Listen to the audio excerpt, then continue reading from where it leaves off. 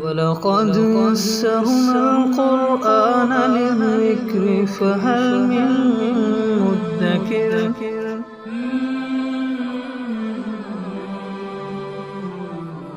سورۃ البقرہ آیت نمبر 216۔ اعوذ باللہ من الشیطان الرجیم، بسم اللہ الرحمن الرحیم۔ کتب علیکم القتال وہو کرہ لکم وعسیٰ ان تکرہوا شیئا وہو خیر لکم وعسیٰ ان تحبوا شیئا وہو شر لکم واللہ یعلم وانتم لا تعلمون۔ کتب علیکم القتال، تم پر قتال فرض کیا گیا،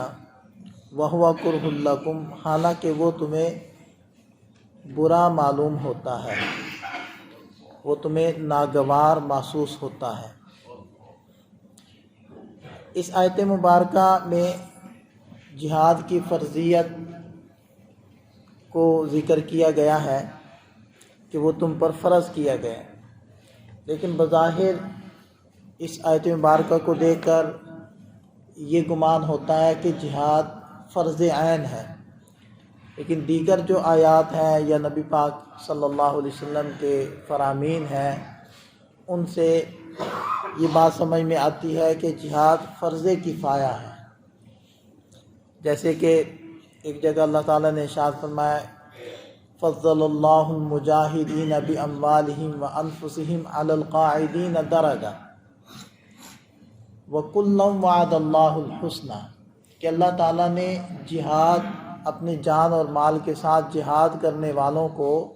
جہاد نہ کرنے والوں پر ایک درجے کی فوقیت اور فضیلت دی ہے، اور سب سے جنت کا وعدہ کر رکھا ہے۔ تو اگر سب پر فرض ہوتا تو پھر جو نہیں گئے ان سے پھر جنت کا وعدہ کیسے ہو سکتا تھا۔ اسی طرح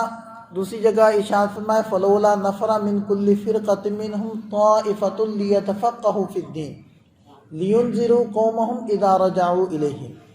کہ کیوں نہیں ایسا ہوتا کہ تم میں سے ایک جماعت نکلے جو دین کی سمجھ بوجھ یعنی دین کا علم فہم حاصل کرے،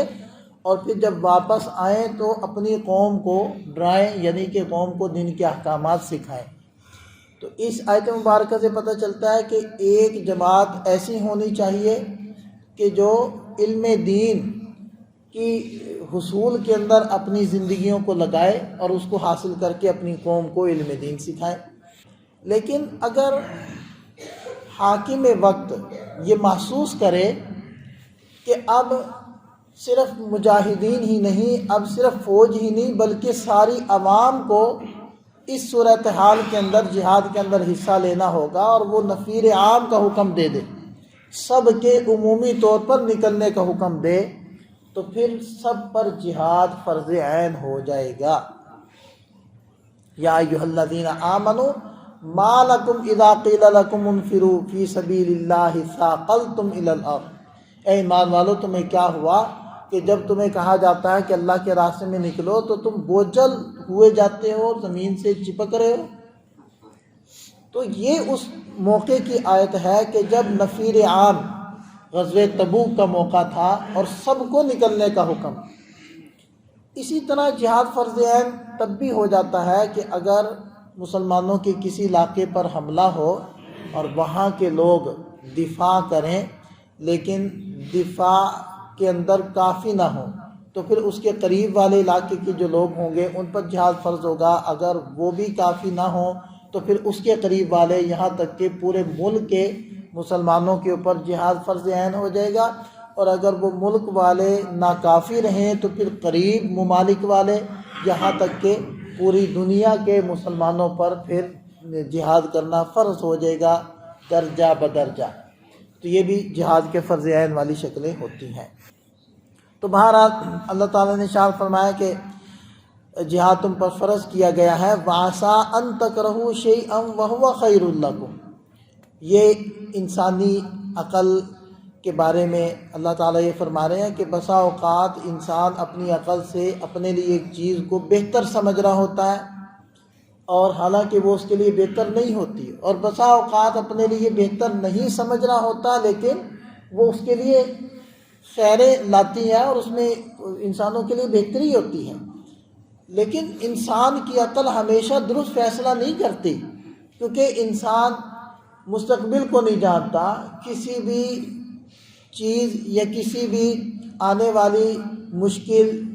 کے اندر چھپی ہوئی خیروں کو وہ نہیں جانتا۔ انسان تو اتنا مجبور ہے کہ دیوار سے پیچھے کیا نہیں جانتا، اس کو نہیں معلوم۔ تو اس لیے ارشاد فرمایا کہ وَعَسَىٰ أَن تَكْرَهُوا شَيْئًا، اور امید ہے کہ تم کسی چیز کو ناپسند کرو، وَهُوَ خَيْرٌ لَكُمْ، حالانکہ وہ تمہارے لیے بہتر ہو، اور یہ بھی ہو سکتا ہے کہ أَن تُحِبُّوا شَيْئًا، تم کسی چیز کو پسند کرو، وَهُوَ شَرٌّ لَكُمْ، وہ تمہارے لیے بری ہو۔ لہٰذا تمہاری عقل ناقص ہے، تمہاری سوچ ناقص ہے، تمہاری دیکھنے کی قوت ناقص ہے، سمجھنے کی قوت ناقص ہے۔ تم اپنے آپ کو اللہ کے حکموں کا پابند بناؤ، کیونکہ اللہ تعالی حکیم ذات ہے، اس کا دیا ہوا کوئی بھی حکم حکمت سے خالی نہیں، اور اس کی بھیجی ہوئی کوئی بھی صورتحال وہ تمہارے لیے خیر سے خالی نہیں ہوگی، اس میں تمہارے لیے خیریں ہی خیریں ہیں۔ لہذا اپنے آپ کو حکموں کا پابند بناؤ۔ واللہ یعلم وانتم لا تعلمون، اور اللہ جانتے ہیں تم نہیں جانتے۔ یسألونک عن الشہر الحرام قتال فیہ،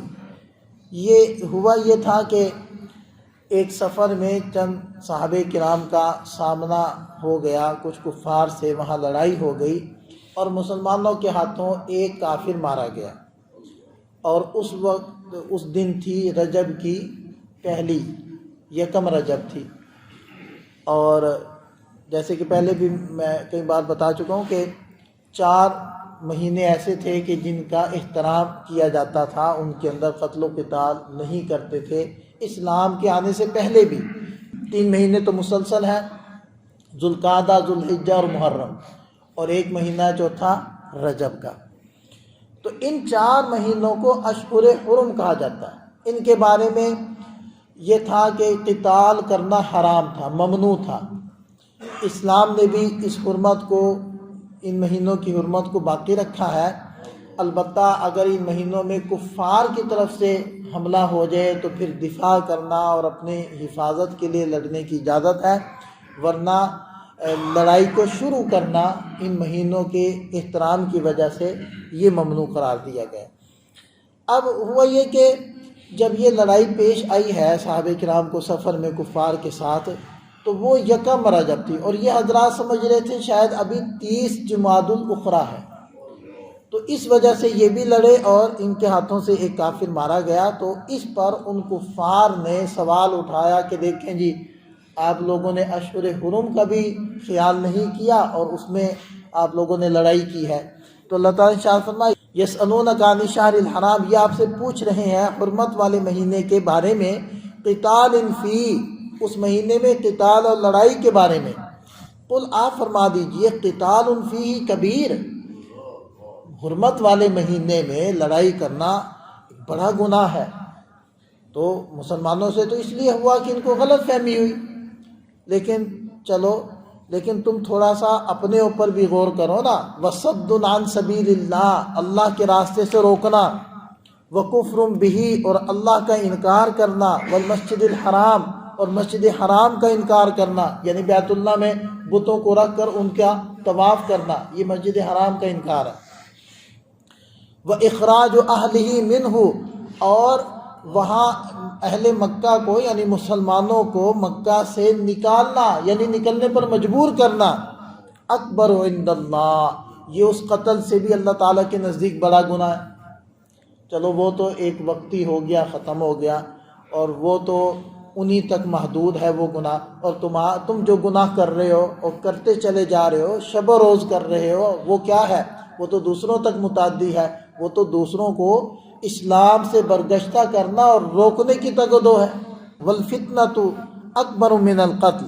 اور دین سے فتنے میں ڈالنا یعنی دین کی طرف نہ جانے دینا، یہ تو قتل سے بھی بڑا گناہ، تو تم تو اس سے بھی بڑا گناہ کر رہے، تمہیں یہ گناہ تو نظر آئے، اپنی حرکتیں نہیں نظر آ رہی۔ ولا یزالون یقاتلونکم، اور یہ لوگ تم لوگوں سے لڑتے رہیں گے، یعنی یہ کفار اے مسلمانوں تم سے لڑتے رہیں گے، حتیٰ یردوکم، یہاں تک کہ تمہیں لوٹا دیں، عن دینکم، تمہارے دین سے، ان استطاعوا، اگر یہ قابو پا سکیں، یعنی یہ اس وقت تک تمہارا پیچھا نہیں چھوڑیں گے جب تک کہ تمہیں اسلام سے برگشتہ نہ کر دیں۔ وَمَن يَرْتَدِدْ مِنْكُمْ عَنْ دِینِهِ، اور تم میں سے جو بھی اپنے دین سے لوٹے گا، یعنی مرتد ہو جائے گا، مرتد کا معنی لوٹنا ہے، فَيَمُوتْ، پھر وہ مر گیا، وَهُوَ كَافِرٌ، اس حال میں کہ وہ کافر ہی تھا، فَأُولَٰئِكَ حَبِطَتْ أَعْمَالُهُمْ، ان کے اعمال ضائع ہو گئے، فی الدنیا والآخرہ، دنیا میں بھی آخرت میں، یعنی العیاذ باللہ، اللہ تعالی ہم سب کی حفاظت فرمائے۔ اگر کوئی مرتد ہو جائے یعنی اسلام سے نکل جائے تو اس نے جتنے بھی اعمال کیے ہوئے تھے وہ سارے کالعدم ہو جاتے ہیں، جتنی نمازیں، روزے، عبادتیں، تلاوتیں، دعائیں، سب ختم، حتیٰ کہ حج کیا ہوا ہے تو وہ بھی ختم، کالعدم ہو گیا۔ اور یہ چونکہ اسلام سے نکل گیا، اس کی بیوی اس کے نکاح سے نکل گئی،